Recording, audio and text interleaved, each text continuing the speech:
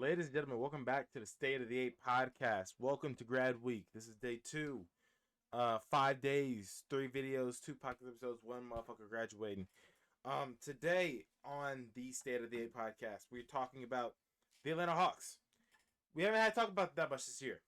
They weren't very exciting. They didn't do much, but I think 2 weeks ago they won the NBA draft lottery. That's a big, big step forward for this Atlanta Hawks team. I want to talk about what they're going to do with it, what they're going to do this offseason. And then later down the line, we'll go into some of these prospects I'm going to talk about here in a second. And we will address them a little bit further. But who will the Hawks take at 1? From what I've seen, it's between 3 people. It's between Alex Sarr, the 7'1" kid from France, Donovan Clingan, the 7'2" center from UConn, or Zachary Richard, whatever the fuck, 6'8" forward from I think France is as well. But regardless of what the Hawks do this offseason, something has to change because the Atlanta Hawks 36-46 last year, 10th in the East, lost to the Bulls in the play-in. Something has to change. You can't keep rolling out the same roster and expect something to happen. That's the definition of insanity. So, in my opinion, there are 4 guys that could see themselves in a different jersey come next season. I'm going to talk about each 4 of those guys. Starting off with Trey. I wrote these notes back a while ago.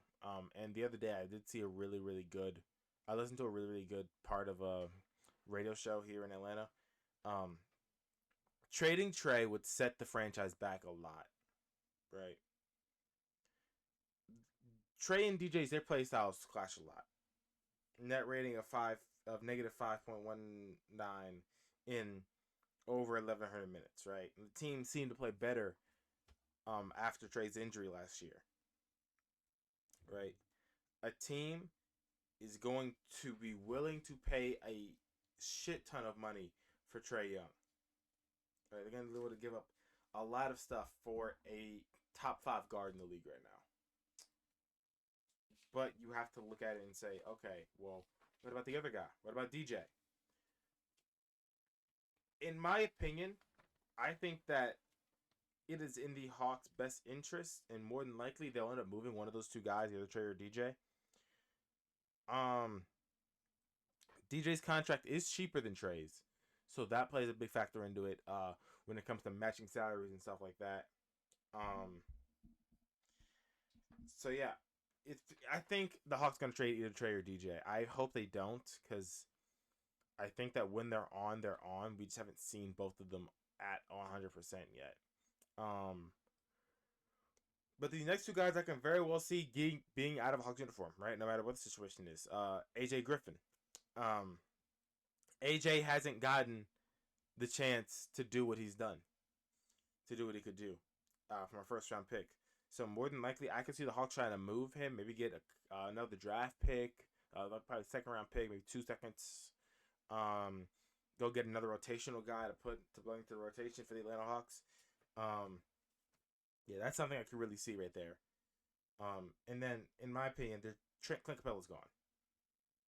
Clint Capella's gone. If the Hawks are staying at 1 and they're picking one of the 3 guys I talked about earlier, Clint Capella is gone, because you can't have.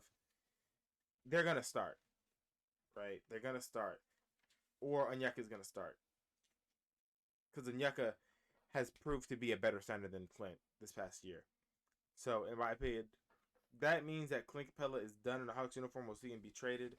I will go more in depth into the Atlanta Hawks offseason plans later. That'll do it for today's episode of State of the A. Be back Thursday with another episode. Make sure you stay tuned. A lot of stuff coming out this week. Can't wait for y'all to see it. And I will talk to you guys tomorrow. Well, not tomorrow. I won't talk tomorrow, but I'll talk to you guys Thursday with another banger. Peace.